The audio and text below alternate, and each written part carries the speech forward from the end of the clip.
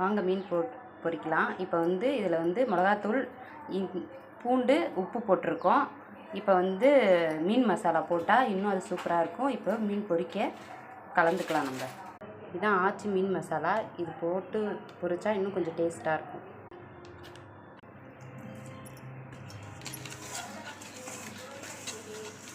பூண்டு போடுறதுன்னு சொல்லலையே.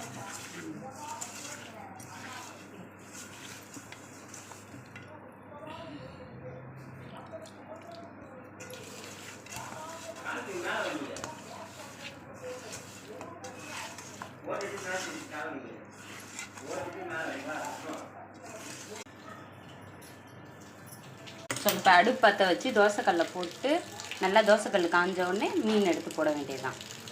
இப்போ எண்ணெய் ஊற்றிக்கலாம் நம்ம கல்லில்.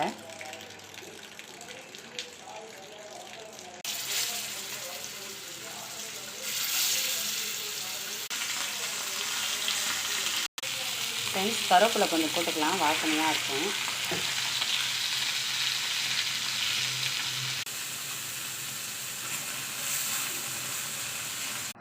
இன்றைக்கி நம்ம வீட்டில் மதிய லஞ்சு சோறு, கிள்ளி போட்ட சாம்பார், எக்கு தொட்டுக்க,